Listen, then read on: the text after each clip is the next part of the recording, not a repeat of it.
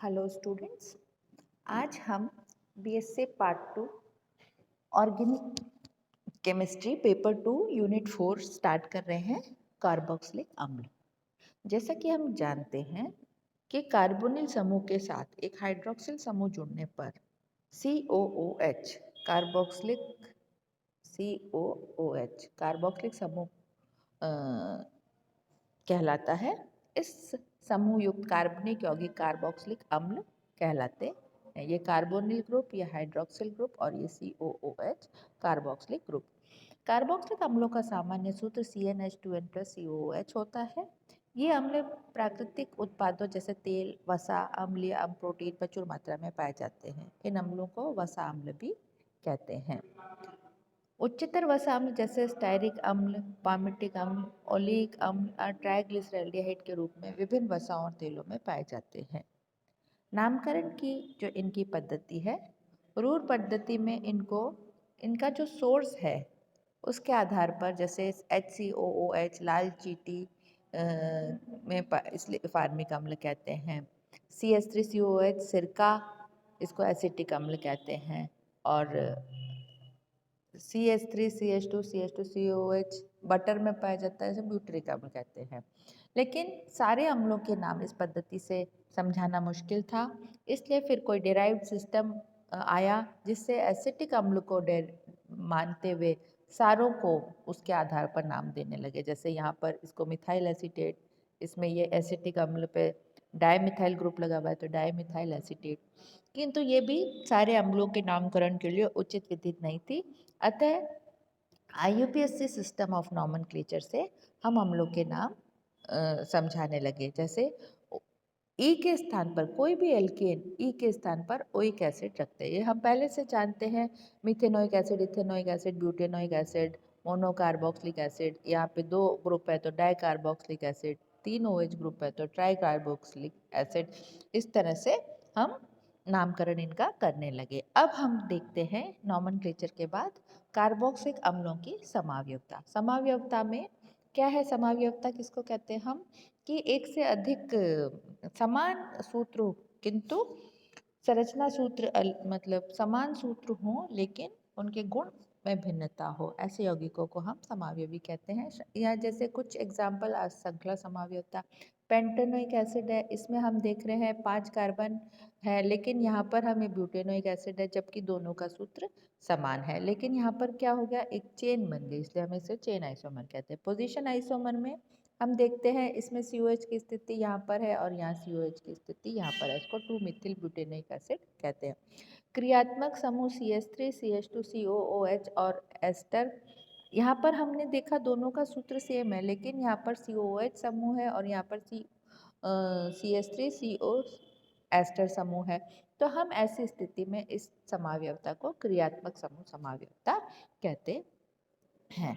अब हम देखते हैं कार्बोक्सिलिक एसिड की संरचना और उसका बंधन। कार्बोक्सिलिक समूह की लुईस संरचना के अनुसार C double bond OH COOH, इस तरह से हम देखते हैं कि डबल बॉन्ड अगर इधर पे ट्रांसफर होता है तो नेगेटिव चार्ज इधर और लोन पेयर ऑफ इलेक्ट्रॉन इधर आने पर डबल बॉन्ड इधर। इसके बाद हम ये संभावना दोनों पर बराबर तरह से बनी रहती है, तो इसको हम इसका वो कहते हैं अनुनादी संरचना कहते हैं। उपरोक्त संरचनाओं में संरचना 2 आवेश पृथक्करण के कारण संरचना 1 से कम स्थायी है, अतः इसका अनुनाद संकर हाइब्रिड का योगदान बहुत कम होता है। कार्बोक्सिलिक अम्लों में जो रिजोनेटिंग अनुनाद संकर की उपस्थिति से बंध दूरी के मापन द्वारा प्रदर्शित किया जाता है। कार्बोक्सिलिक अम्लों में C double bond O COH समूह में कार्बन ऑक्सीजन बंध दूरी 1.25 एंगस्ट्रॉम और 1.31 एंगस्ट्रॉम होती है। इस समूह के सामान्य मान से क्रमशः आंशिक अधिक तथा आंशिक कम है। ये मान अम्ल में C डबल बॉन्ड O बंध दूरी में बढ़ोतरी तथा COH बंध दूरी में कमी दर्शाते हैं। RC डबल बॉन्ड OH आंशिक एकल बंध गुण और आंशिक द्विबंध गुण। कार्बोक्सिलिक अम्लों की कक्षीय संरचना को निम्न प्रकार समझाया जा सकता है। अम्ल में उपस्थित कार्बोनिल अम्ल कार्बोनिल कार्बन sp2 संकरित होता है।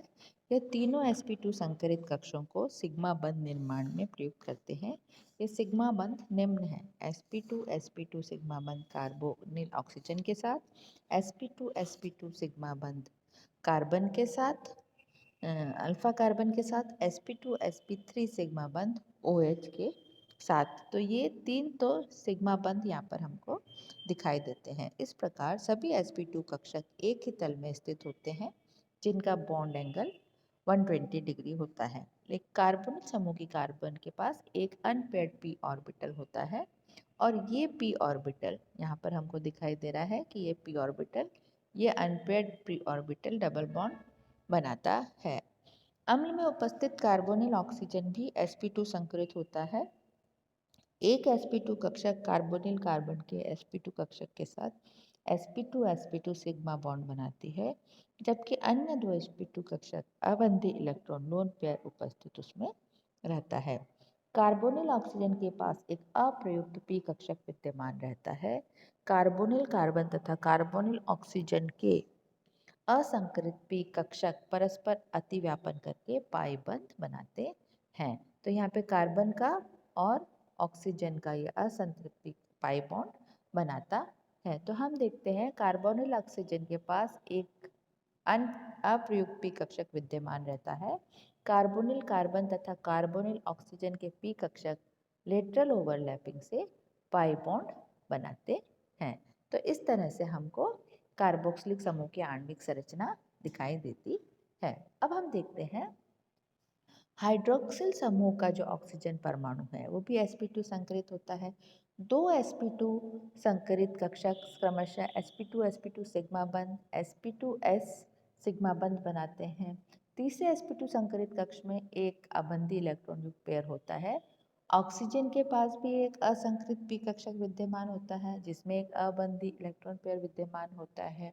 ये पार्श्व अतिव्यापन कर सकते हैं। अतः कार्बोनिल कार्बन का p कक्षक कार्बोनिल ऑक्सीजन के p कक्षक के तथा हाइड्रोक्सिल समूह कार्बन के p कक्षक के साथ अतिव्यापन कर सकता है, मतलब इधर भी कर सकता है और इधर भी कर सकता है। तो इन तीनों p कक्षकों के सहयोग से एक त्रिकेंद्रीय पाई कक्षक का निर्माण होता है जिसमें चारों इलेक्ट्रॉन उपस्थित होते हैं। इस त्रिकेंद्रीय पाई कक्षक में चारों इलेक्ट्रॉन उपस्थित होते हैं। इलेक्ट्रॉन का इसको डीलोकेलाइजेशन कहते हैं और ये इलेक्ट्रॉनों का डीलोकेलाइजेशन कार्बोनिल ग्रुप को स्टेबिलिटी देता है और इसके फलस्वरूप हम देखते हैं कि एकल बंध पर C डबल बॉन्ड O में आंशिक एकल बंध पर COH बंध में आंशिक द्विबंध गुण आ जाते, आंशिक द्विबंध गुण आते हैं। मतलब C डबल बॉन्ड में आंशिक एकल बंध के और C सिंगल बॉन्ड में आंशिक द्विबंध के गुण आ जाते हैं। तो ये इस प्रकार से हमने देखा कि COOH समूह की स्ट्रक्चर और संरचना बॉन्डिंग कैसी है। ये COH ग्रुप किस तरह से, यहाँ पर हमने देखा डबल बॉन्ड और यहाँ पर डबल बॉन्ड, ये दोनों इसकी अनुदादी संरचना है। तो इसको आंशिक डबल बॉन्ड दोनों पर हमने इसको समझाया। अब आगे हम देखते हैं कार्बोक्सिलिक अम्ल बनाने की विधियाँ, प्रिपरेशन ऑफ कार्बोक्सिलिक एसिड। सबसे पहले हम अल्कोहल से, हमने अल्कोहल वाला चैप्टर पढ़ा था। हम ऑर्गेनिक केमिस्ट्री में जो रिएक्शंस पढ़ते हैं वो आपस में एक चैप्टर से दूसरे चैप्टर में इंटर रिलेटेड होती हैं।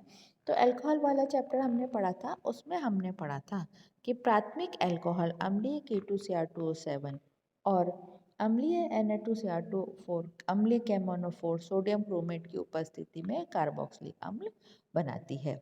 कार्बनिक यौगिकों के ऑक्सीकरण द्वारा एल्डिहाइड व कीटोन प्रबल ऑक्सीकारकों से ऑक्सीकृत होकर कार्बोक्सिलिक अम्ल बनाता है। एल्डिहाइडों के ऑक्सीकरण के लिए दुर्बल ऑक्सीकारक जैसे टॉलन अभिकर्मक ही पर्याप्त होते हैं। RCHO gives RCOOH from acid derivative. Acid halide anhydride amide और एस्टर जल अपघटित होकर मोनोकार्बोक्सिलिक अम्लों का निर्माण करते हैं।